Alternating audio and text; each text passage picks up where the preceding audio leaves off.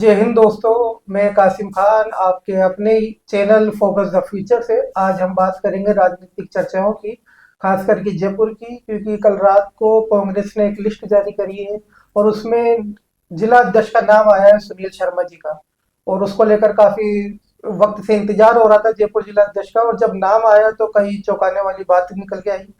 तो हमारे साथ हैं डॉक्टर शाहुद्दीन खान साहब, जो इंडिया के सीनियर जर्नलिस्ट भी हैं और एचडीपीआई राजस्थान के स्टेट वाइस प्रेसिडेंट भी हैं।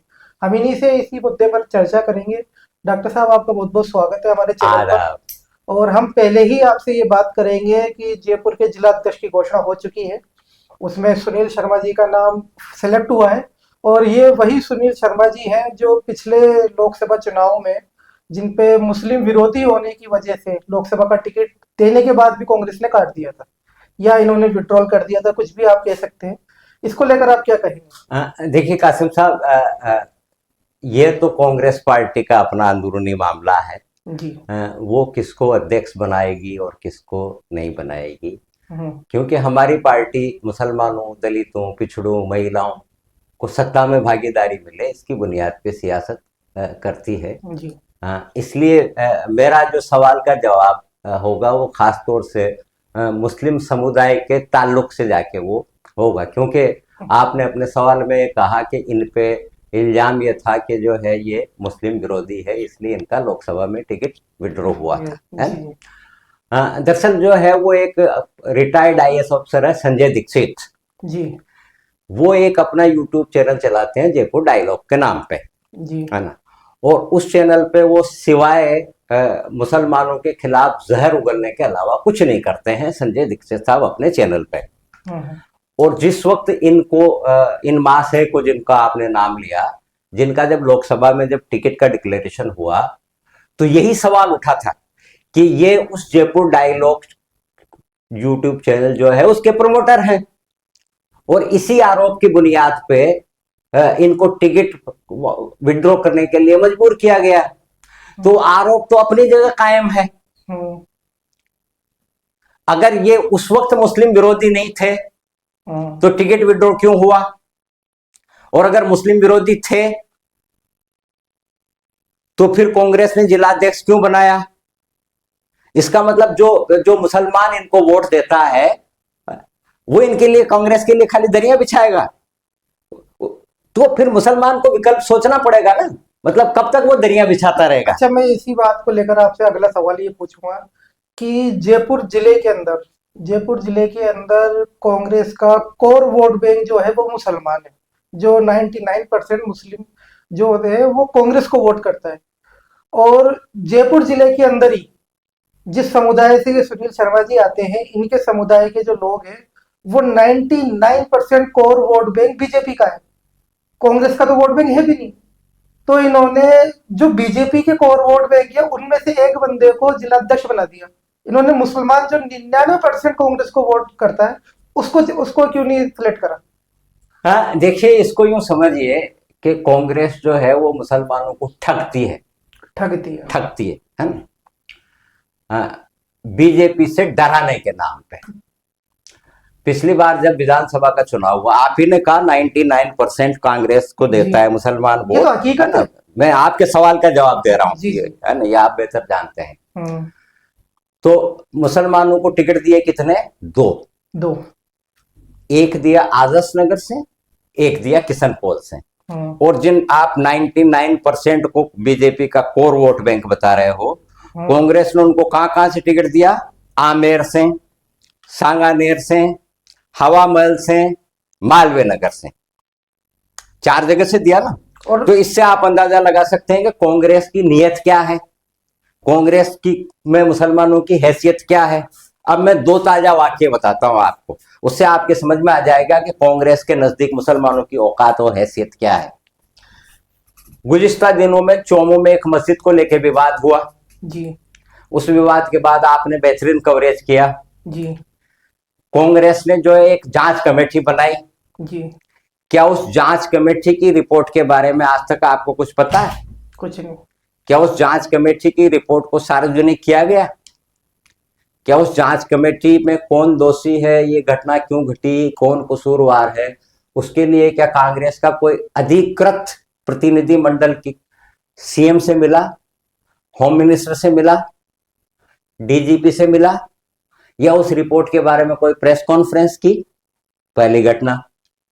दूसरी घटना, अभी कुछ ही दिनों पहले सांगानेर के प्रतापनगर इलाके में एक मुसलमान का इंतकाल हो जाता है। कुछ असामाजिक तत्व एक पुराने कब्रिस्तान में उस मुसलमान की डेड बॉडी को दफन नहीं होने देते हैं। पुलिस प्रशासन जो है वो दबाव बना के और दूसरे कब्रिस्तान में उस मैयत को दफन करवा देती है। क्या आपने किसी कांग्रेस के नेता का कोई इस बारे में स्टेटमेंट सुना? पीसीसी प्रेसिडेंट का कोई स्टेटमेंट सुना? नेता प्रतिपक्ष टीकाराम जूली का कोई स्टेटमेंट सुना? भाई ये तो सीधा सीधा अन्याय है ना कि कब्रिस्तान मुसलमानों का, बकायदा उसकी बाउंड्री है, नाम लिखा हुआ है ना, नाम भी लिखा हुआ है, बाउंड्री भी है, उसके बावजूद जो है वो दादागिरी से, गुंडई से वहां दफन नहीं होने दिया। प्रशासन अपनी जिम्मेदारी निभाने में नाकामयाब हुआ। तो विपक्षी पार्टी होने के नाते इंसाफ दिलवाने के लिए या इंसाफ के लिए आवाज उठाने की जिम्मेदारी किसकी थी? कांग्रेस की। क्या उसने उठाई? नहीं। तो इससे अंदाजा लगा सकते हैं कि खास तौर से जयपुर के मुसलमानों को कांग्रेस क्या समझती है और जयपुर के मुसलमानों की कांग्रेस में क्या हैसियत है। अच्छा, मुसलमान अब सिर्फ क्या कांग्रेस का सिर्फ एक और वोट बैंक ही बना रह जाएगा? इसके अलावा कुछ नहीं होगा। देखिए, कांग्रेस ने हमेशा से मुसलमान को एक वोट बैंक ही समझा है। मुसलमानों के साथ जितने भी मसाइल हैं आज की तारीख में, उन सब की जिम्मेदार कांग्रेस है। जितने दंगे हुए, हजारों की तादाद में बड़े बड़े दंगे, वो कांग्रेस के जमाने में हुए। कॉन्स्टिट्यूशन में यूनिफॉर्म सिविल कोड लाओ, ये किसके जमाने में हुआ? कांग्रेस ही थी ना उस वक्त, उन्होंने लटकाई है। तो मुसलमानों के जितने भी मसाइल हैं उसकी जिम्मेदार कांग्रेस है। वो मुसलमानों को खाली वोट बैंक समझती है। अब सोचना केवल मुसलमानों को है कि उनको और कितने साल तक जो है वोट बैंक बना रहना है, या अपने लिए विकल्प तलाशने पड़ेंगे। भाई बहुत सारे विकल्प है ना। एसडीपीआई भी अपने आप में विकल्प है, ओवैसी साहब की पार्टी भी एक विकल्प है, वेलफेयर पार्टी भी एक विकल्प है ना, आरएलपी भी है, ये सब भी सेकुलर ही है। एसडीपीआई भी सेकुलर है, वेलफेयर भी सेकुलर है, ओवैसी साहब की भी सेकुलर है, आरएलपी भी सेकुलर है। तो अब ये मुसलमानों को खुद को तय करना है कि उनको कितने साल तक और वोट बैंक बने रहना है या सत्ता की में भागीदारी के लिए विकल्प तलाशना है।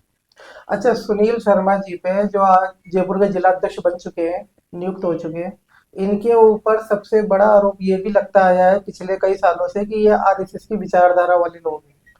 और इनके जिला अध्यक्ष बनने के बाद क्या ऐसे सवाल नहीं उठ सकते कि कांग्रेस पार्टी को आरएसएस की स्लीपर सेल चला रही है? देखिए, मैं व्यक्तिगत रूप से तो जिन महाशय का आपने नाम लिया है उनके बारे में टिप्पणी करना उचित नहीं समझता कि वो आरएसएस से जुड़े हुए हैं कि नहीं है।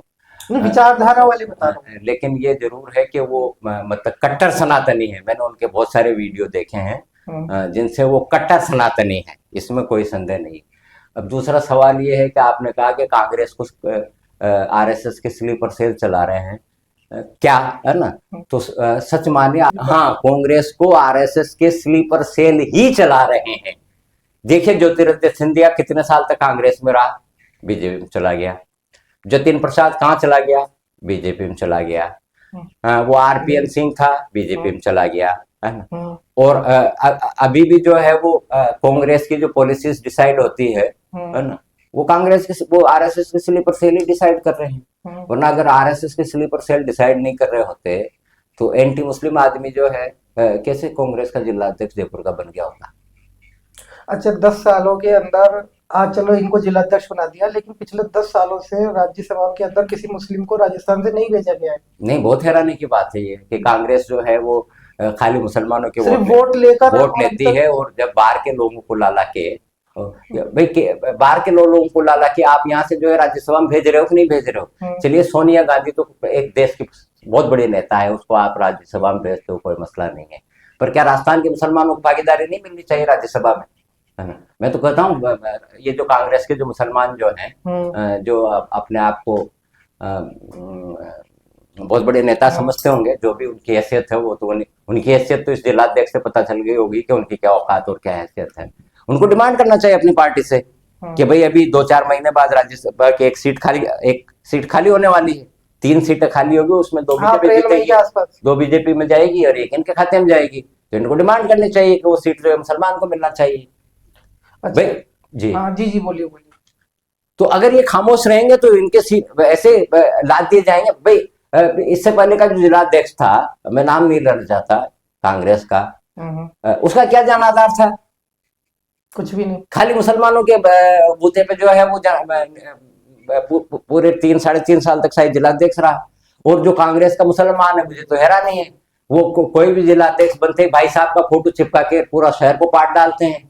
फिर भाई साहब की बीवी का बर्थडे आ गया तो फोटो चिपका जो है वो, है ना, और जो है वो भाई साहब के अगर बच्चे का बर्थडे आ गया, पोते का आ गया, तो इनको तो पोस्टर चिपकाने से फुर्सत नहीं है। इनको ये समझना चाहिए कि जयपुर में कांग्रेस को जिंदा रखे हुए मुसलमान, है ना, पहले इसी मुस्लिम वोट बैंक के बलबूते पे नेतागिरी करते रहे मरहूम बाबूजी नवल किशोर शर्मा जी, उसके बाद उनके बेटे ब्रज किशोर शर्मा जी, उसके बाद महेश शर्मा जी, उसके बाद तिवारी जी, अब ये शर्मा जी।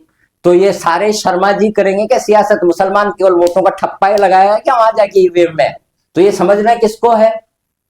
उन मुसलमानों को जो भाई साहबों के पोस्टर चिपका रहे हैं। हम तो कह रहे हैं विकल्प खुला, आओ भागीदारी की बात करो। वजह ये भी है शहाबुद्दीन साहब, मैं आपको बता दूं कि जो मुसलमान आजकल अपने आप को युवा नेता करता है, उन्होंने अपने आप को सिर्फ ओहदे में और सिर्फ एक छोटे से पार्षद टिकट तक सीमित कर दिया है। देखिए पार्षद से ज्यादा उनकी सोच है भी नहीं शायद। एक्चुअली जो तथाकथित जो युवा नेता आप बता रहे हो ना, न तो उनका कोई विजन नहीं है ना, न कम्युनिटी के लिए ग्राउंड लेवल पे काम करना चाहते हैं। वो पार्षद बनना चाहते हैं, भाई साहब के पोस्टर चिपकवा के, भाई साहब के बगल में फोटो खड़े होके फोटो खिंचवा के।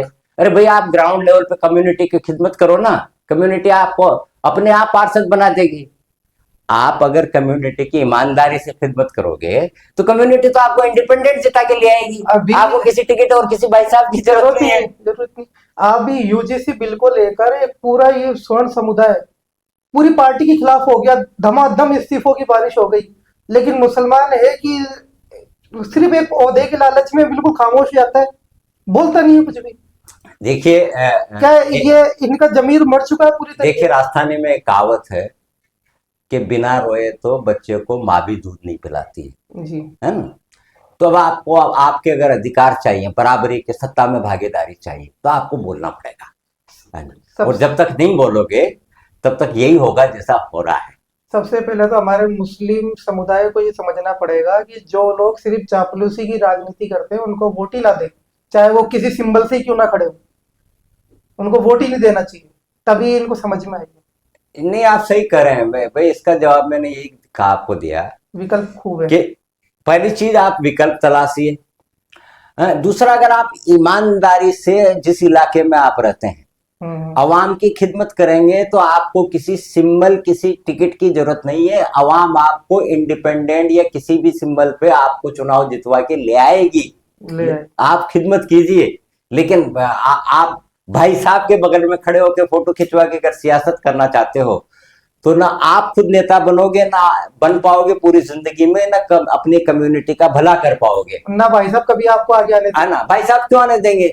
और अगर आप कम्युनिटी का भला नहीं कर पाओगे तो कम्युनिटी की हालत क्या हो गई है, वो आपसे छिपी ही नहीं। आप पत्रकार भाई साहब तो ये चाहते हैं, भाई साहब तो ये चाहेंगे कि पहले मेरी खिदमत करिए, फिर मेरे बेटे की करो, नहीं मेरे बेटे की करो। सबका यही होता है कासिम साहब, क्यों कि कोई दूसरे को जो है वो पनपने देगा। अच्छा, मैं आपसे एक आखिरी सवाल ये करूंगा कि कांग्रेस की जो सरकार है सत्ता में जो आती है वो SC ST और मुसलमान के वोट बैंक पर सत्ता में आती है हमेशा राजस्थान के अंदर, लेकिन PCC अध्यक्ष इनमें से किसी को नहीं बनाया जाता।